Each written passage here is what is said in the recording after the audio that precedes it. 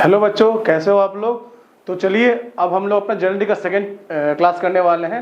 First class में हमने इसका सारे बेसिक कंसेप्ट को सीखा था और आज भी हम लोग बेसिक क्वेश्चन ही करने वाले हैं कि पहले 2-4 क्लास आपको ऐसा करा दे जिसमें आपको थोड़ा जनरल के बारे में अच्छे से समझ में आ जाए, क्योंकि अगर बेसिक क्वेश्चन नहीं समझोगे तो एडवांस क्वेश्चन भी हम लोग नहीं कर पाएंगे। ठीक है, तो क्वेश्चन नंबर 1 हमने पहले कर लिया था, आज हम लोग क्वेश्चन नंबर 2 करेंगे।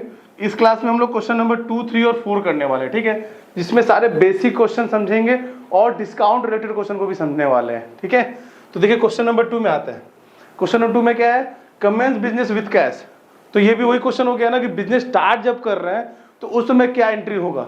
तो क्या क्वेश्चन दे रहा है, कमेंस बिजनेस। कमेंस मतलब क्या हो गया, स्टार्ट, बिजनेस स्टार्ट कर रहे हैं और कितने रुपए लगा रहे हैं हम लोग, 5 लाख। तो एंट्री क्या होगा यहाँ पे बताइए आप लोग। गोल्डन रूल समझे थे ना, गोल्डन रूल में क्या बोलता था कि आपको ध्यान रखना है पहले कौन कौन सा अकाउंट इन्वॉल्व हो रहा है। तो यहाँ पे कौन कौन सा अकाउंट इन्वॉल्व हो रहा है बताइए। आज हम लोग बिना फॉर्मेट बनाए करेंगे। फॉर्मेट आपको मैंने पहले क्लास में बता दिया है, तो हम बिना फॉर्मेट बनाए करेंगे, बट आप लोग फॉर्मेट बना के ही कीजिएगा। ठीक है, तो देखिए बिजनेस स्टार्ट किया है हमने और बिजनेस के पास क्या आ रहा है, कैश आ रहा है। और कैश कहाँ से आ रहा है, थ्रू कैपिटल आ रहा है, ओनर पैसा दे रहा है। तो जब भी ओनर पैसा लगाता है उसको हम लोग क्या बोलते हैं, कैपिटल। ठीक है, और बिजनेस के पास क्या आ रहा है, कैश। तो कैश कौन सा नेचर हो गया, रियल, और कैपिटल नेचर क्या हो गया, पर्सनल। तो कैश मेरा बिजनेस के पास आ रहा है ना, कम सीन, तो क्या हो जाएगा, कैश मेरा डेबिट होगा। और कैपिटल का नेचर क्या है, पर्सनल। तो पर्सनल में क्या देखते थे हम लोग, रिसीवर है या गिवर है। तो यहाँ पे ओनर कौन है, गिवर। तो गिवर हमेशा क्या होता है, क्रेडिट। ठीक है, तो एंट्री हमारा क्या हो जाएगा, cash account debit, cash account debit to capital account. Cash account debit to capital. Amount कितना है हमारा, 5 लाख है।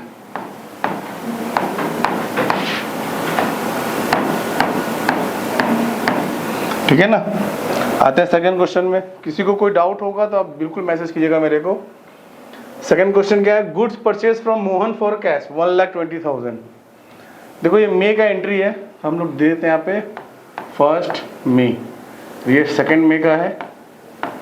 नरेशन भी हम लिख लेते हैं, इस क्वेश्चन पर नरेशन लिखते हैं, नेक्स्ट में नहीं लिखेंगे हम लोग। ठीक है, being started business with cash.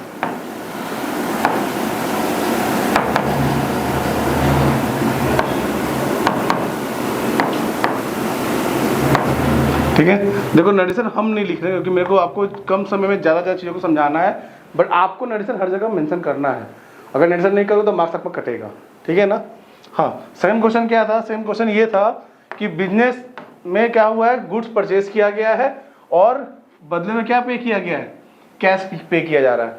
ठीक है, तो एंट्री क्या हो जाएगा यहाँ पे, purchase account debit to cash.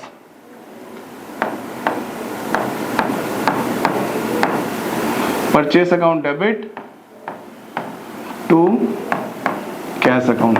किसी के मन में अगर ये आ रहा है कि सर हम यहाँ पे पार्टी का नाम क्यों नहीं लिख रहे हैं, क्योंकि पार्टी का नाम भी दिया हुआ है। तो देखो बच्चों, जब भी अगर कैश मेंशन हो, जब भी कैश मेंशन हो तो उस समय हमको पार्टी का नाम लिखने की जरूरत नहीं है। ठीक है, प्रैक्टिकली सोचो कि अगर आपका एक दुकान है, आप दुकान चला रहे हो। ठीक है, अगर आप किसी से सामान खरीद रहे हो और बदले में उसको पैसे दे रहे हो, तो आपका क्या उसका नाम याद रखने की जरूरत है। लेकिन अगर उससे उधार में खरीदे हो तो आपको उसका नाम लिखने की जरूरत है, क्योंकि फ्यूचर में आपको उसको पैसे चुकाने हैं। सेम अगर बात करें सेल का, तो आपके पास बहुत सारे कस्टमर आ रहे हैं, हो सकता है आप उनका नाम जानते हो, लेकिन अगर उनका नाम रिकॉर्ड करना कब जरूरी होगा, जब वो आपसे उधार में सामान खरीदेंगे। जो क्रेडिट में सामान नहीं खरीद रहा है उसको बुक में उसका नाम लिखने की जरूरत नहीं है। क्यों, क्योंकि उससे फ्यूचर में आपको पैसे नहीं लेने हैं, क्योंकि उसने आज ही पैसे दे दिए। बट वो लोग जो उधार में खरीद रहे हैं तो उनसे आपको पैसे फ्यूचर में लेने हैं, इसीलिए उसका नाम आपको रिकॉर्ड करने की जरूरत है। ठीक है ना। नरेशन क्या हो जाएगा इसका, being goods purchase for cash.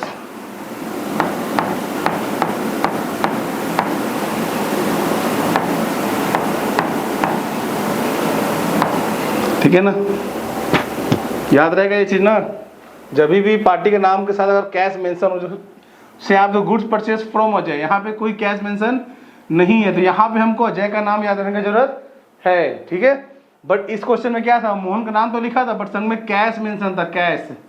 जब कैश मेंशन रहेगा तो मेरे को सामने वाली पार्टी का नाम लिखने की जरूरत नहीं है, लेकिन अगर नाम मेंशन नहीं है तो मेरे को ये एजम्पशन लेके चलना है कि ये क्रेडिट ट्रांजेक्शन है और क्रेडिट ट्रांजेक्शन में आपको पार्टी का नाम रिकॉर्ड करने की जरूरत कंपलसरी है। ठीक है, तो यहाँ पे क्या हो जाएगा, परचेस गुड्स फ्रॉम अजय का, तो purchase account debit to Ajay.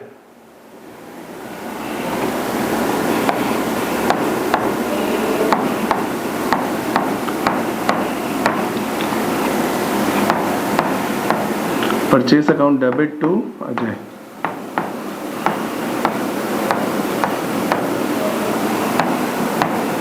ठीक है, अमाउंट कितना था, अमाउंट आ रहा है 50,000।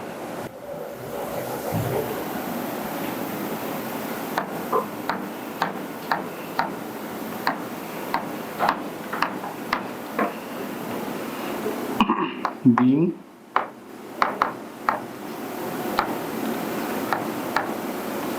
goods purchased from Ajay. ठीक है ना, समझ में आ गया होगा आप लोग को। नेक्स्ट एंट्री देखो क्या है, गुड्स रिटर्न टू अजय। मैंने गुड्स खरीदा था, उसमें से कुछ गुड्स मैंने क्या कर दिए, वापस कर दिया मैंने। तो देखो जब मैंने गुड्स परचेज किया तो एंट्री क्या कहता है, परचेज टू अजय। जब हम गुड्स लेकर आ रहे थे एंट्री क्या कर रहे थे, परचेज टू अजय। अब वही गुड्स को वापस भेज रहे हैं अजय को, तो इसी एंट्री को क्या कर देंगे, रिवर्स। ठीक है, रिवर्स में क्या हो जाएगा, Ajay account debit, Ajay account debit to purchase.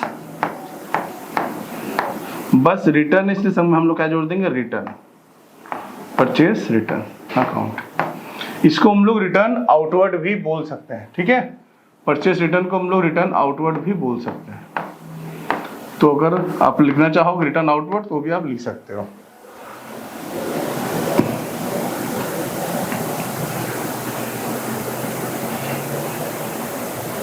चार तारीख का ट्रांजेक्शन था, 4 तारीख का डेट दे देते हैं अपने लोग।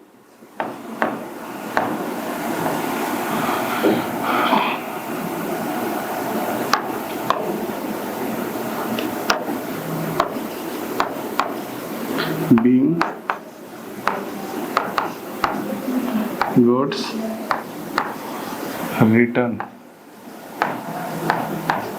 to Ajay.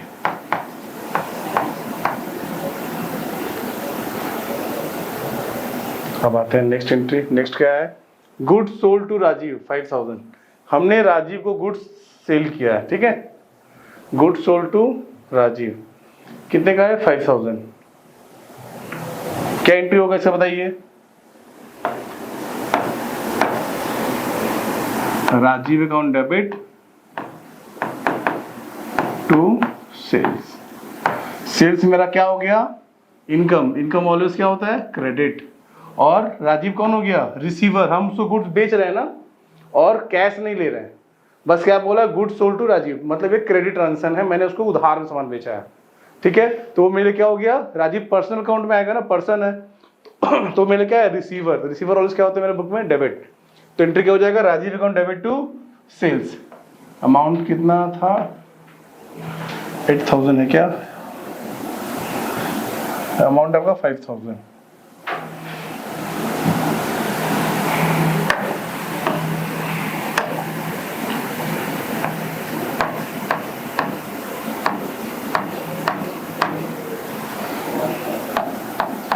being goods sold to Rajiv. ठीक है, और लास्ट है 12 तारीख का एंट्री। बोला राजीव ने गुड्स रिटर्न कर दिया, सेम इसी एंट्री क्या कर देंगे, रिवर्स। सेल्स के साथ एक्स्ट्रा क्या जुड़ जाएगा, return. Sales return to Rajiv.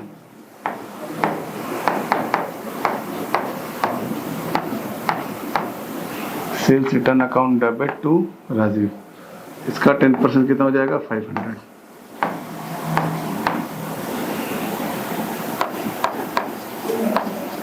being goods return from Rajeev. ठीक है, तो देखो ये बहुत इजी क्वेश्चन था, मैंने आसान क्वेश्चन कर लिया। अब थोड़ा थोड़ा क्वेश्चन का लेवल हम लोग धीरे धीरे बढ़ाएंगे। जैसा कि मैंने क्लास के शुरुआत में बोला था कि अब डिस्काउंट वाले कंसेप्ट को हम कवर करने वाले हैं, तो नेक्स्ट क्वेश्चन में सारे डिस्काउंट वाली चीज़ आने वाली है, तो अच्छे से ध्यान दीजिएगा। 3 और 4 बहुत अच्छा क्वेश्चन है आपका कंसेप्ट को क्लियर करने के लिए। ठीक है, आता है क्वेश्चन नंबर 3 में क्या दे रहा है। सिंपल पहला question, paid cash to Mahesh and discount receive from him. मतलब हमने महेश को कितने रुपए पे किए, हमने महेश को टोटल 9600 पे किए और मेरे को उससे टोटल 400 का डिस्काउंट मिला। मतलब मेरे को महेश को कितने रुपए देने थे, मेरे को महेश को टोटल 10,000 पे करने थे। ठीक है ना, सिंपल। देखो पेड कैश टू महेश मतलब मैंने 9600 पे कर दिया, करने के बाद 400 का डिस्काउंट मिला। डिस्काउंट मिला मतलब पैसा उसने मेरे को रिटर्न नहीं किया, मतलब डिस्काउंट माइनस करने के बाद मैंने उसको पे किया। डिस्काउंट का मतलब क्या होता है कि पैसे कम दे रहे हैं हम, मेरे को वो रिटर्न नहीं कर रहा है। ठीक है ना, तो 9600 में उसको पे कर दिया, जिसमें मेरे को 400 डिस्काउंट मिल रहा है, तो मतलब मेरे को कितना देने थे, 10,000 रुपए देने थे। तो एंट्री क्या हो जाएगा बताइए। महेश कौन हो गया आपके लिए, रिसीवर, तो महेश क्या हो जाएगा, डेबिट। महेश अकाउंट डेबिट,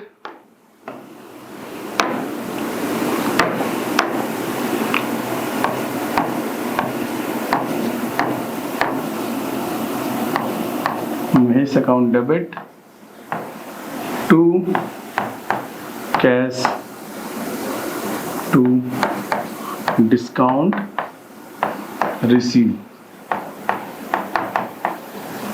ठीक है, महेश को 10,000 रुपये देने थे हमने 9,600 पे किया और 400 का डिस्काउंट मिल रहा है।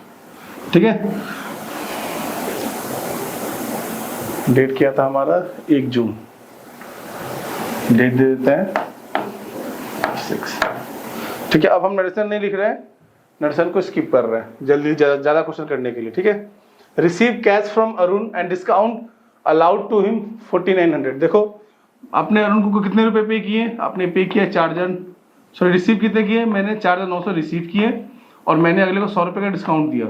मतलब मेरे को कितने रुपए मिलने थे, 5,000 मिलने थे। ठीक है ना, हम अरुण से 5,000 रुपये मिलने थे मेरे को, जिसमें मुझे कितना मिला, मुझे 4,900 रुपये मिल रहा है और 100 रुपये हम उसको डिस्काउंट दे रहे हैं। समझ में आ रहा है, सिंपल चीज है। क्या है, रिसीव कैश फ्रॉम अरुण 4900, मतलब इतना रुपये मैंने रिसीव कर लिया आफ्टर डिस्काउंट। समझ में आ रहा है, ये आफ्टर डिस्काउंट वाला वैल्यू है कि आपने 4,900 रिसीव कर लिए और 100 रुपये आपने उसको डिस्काउंट दिए हैं। टोटल कितना आप उससे पाते थे, 5,000। आपको डायरेक्टली क्वेश्चन में नहीं बताया, आपको समझना पड़ेगा।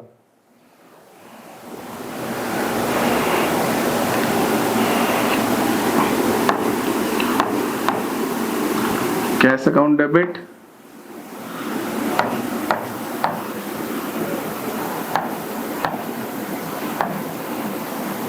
$4,900, discount allowed account debit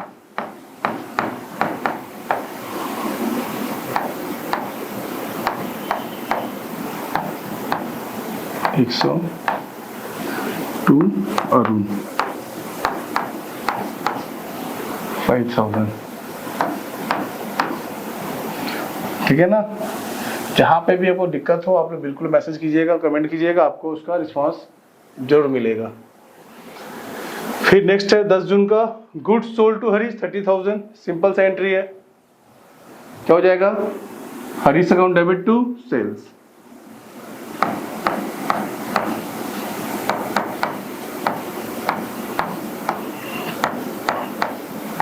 Harish account debit to sales account. ठीक है, एक बार डेट और अमाउंट देख लेते हैं,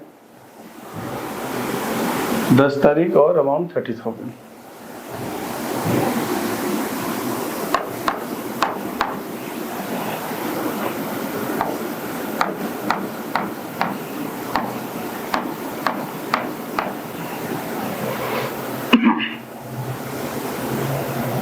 फिर नेक्स्ट क्या है, देखो हरीश रिटर्न गुड्स 2,000। 12 तारीख को कुछ गुड्स हरीश ने क्या कर दिया, रिटर्न कर दिया, तो क्या समझते हैं, इसी एंट्री को क्या कर देंगे, रिवर्स। बस क्या हो जाएगा, सेल्स की जगह पे क्या आ जाएगा, सेल्स रिटर्न।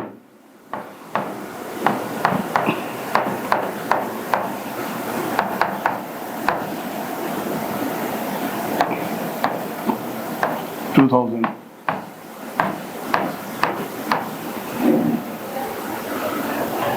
ठीक है। फिर receive cash from Harish 27,500 in full settlement of his account. देखो हरीश को आपने 30,000 का सामान बेचा था, 200 का सामान आपको वापस आ गया, आपको हरीश से कितना मिलना था? 28,000 मिलना था। ठीक है, बट कितना मिल रहा है? सिर्फ 27,500। और एक चीज संग में मेंशन कर दे रहा है, फुल सेटलमेंट मतलब 500 क्या हो गया? डिस्काउंट। समझ में आ रहा है? जब ये वर्ड यूज करेगा आपको क्या करना पड़ेगा? अगले के अकाउंट को फुल्ली सेटल कर देना रहेगा। वहां पे आपको उससे 28,000 मिलना था, 27,500 में पूरा आपने क्या कर दिया? सेटलमेंट कर लिया। ठीक है, 14 जून का एंट्री है, 14 जून। कैश अकाउंट डेबिट,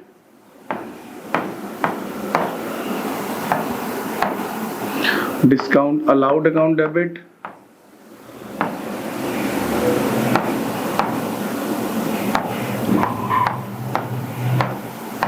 कैश कितना मिला? 27,500। ठीक है, डिस्काउंट आपने कितना दिया हम इसके बाद बताते हैं। पहले टू हरीश, हरीश से कितने मिलने थे आपको? 28,000। ठीक है, तो कितने डिस्काउंट दिया आपने? 500 का। ठीक है, और एक और चीज याद रखना आप लोग, मतलब दिमाग में सेट कर लो, ये चीज डिस्काउंट जो है हमेशा कैश और बैंक के साथ रहेगा। अगर कैश डेबिट है डिस्काउंट भी डेबिट होगा, और कैश क्रेडिट है बैंक क्रेडिट है तो डिस्काउंट भी क्रेडिट होगा। याद रखना कि डिस्काउंट जो है हमेशा कैश और बैंक के साथ रहेगा। अगर कैश बैंक डेबिट में है तो डिस्काउंट भी डेबिट में आएगा, और कैश बैंक क्रेडिट में है तो डिस्काउंट भी क्रेडिट में आएगा। ये आपको बस याद रखना है कुछ दिनों के लिए, बाद में उसको समझ जाओ क्यों हम लोग उसको संग में रख रहे हैं। ठीक है, जिससे फ्यूचर में गलती ना हो। फिर 20 तारीख को एंट्री करो, sold goods to Gopal the list price 60,000 at 10% trade discount. Simple सा है, Gopal account debit to sales. 20 तारीख का एंट्री है,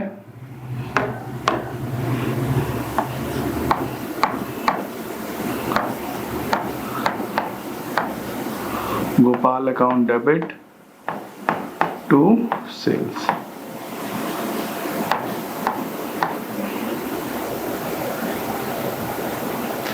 कितने का अमाउंट है? देखो 60,000 का था और 10% ट्रेड डिस्काउंट। ट्रेड डिस्काउंट के लिए क्या होता है? बुक में कोई एंट्री नहीं होता है, बस उसका वैल्यू जो होता है वो माइनस हो जाता है। तो हो गया 54,000। ठीक है, Gopal account debit to sales account.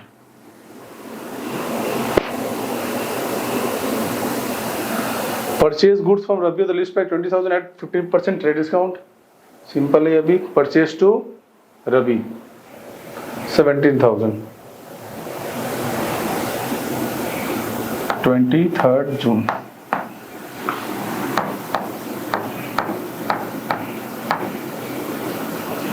Purchase account debit to Ravi.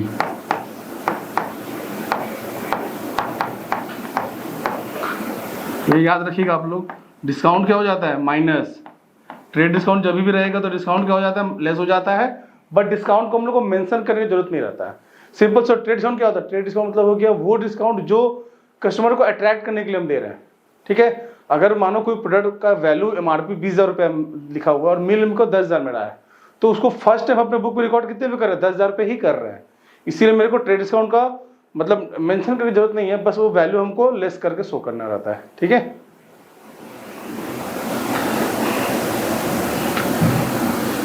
आते हैं नेक्स्ट सम। ये हमारा आज का लास्ट सम है इस क्लास का। Question number 4, enter the following transaction in the journal of Hari and company 2023। 1 April का ट्रांजेक्शन है। Purchase goods from Vinod of the list price 40,000 at 10% trade discount. देखो सिंपल इस चीज देखो आप लोग, 40,000 उसका लिस्ट प्राइस था, मतलब वैल्यू है, और आप कितने में खरीदे हो? 10% के डिस्काउंट में। तो सबसे पहले जो आप अपने बुक में रिकॉर्ड कर रहे हो वो 10% कम कर, मतलब 36,000 में रिकॉर्ड कर रहे हो। इसलिए ट्रेड डिस्काउंट का मेंशन करने की जरूरत नहीं है, लेकिन कैश का जरूरत है, क्योंकि आप उस वैल्यू को अपने बुक में रिकॉर्ड कर चुके हो।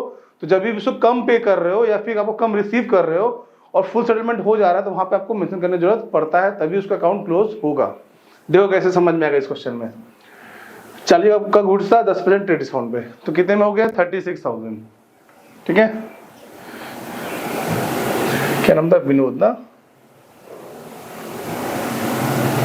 क्वेश्चन नंबर 4 अप्रैल का है, ठीक है, 2023, 1 अप्रैल। तो क्या एंट्री हो गया, purchase account debit, purchase account debit to Ajay. कितना हो गया अमाउंट, 36,000। 40,000 से 10% लेस कर दिए, ठीक है।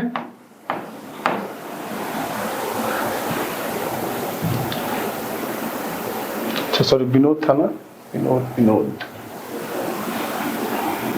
ये विनोद होगा, ठीक है।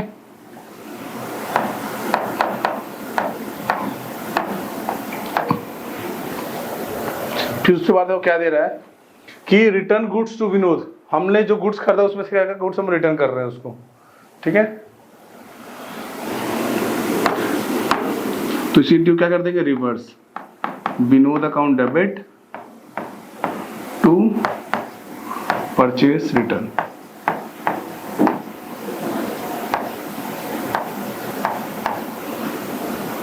अमाउंट कितना हो जाएगा, 900। देखो 900 कैसे आ रहा है,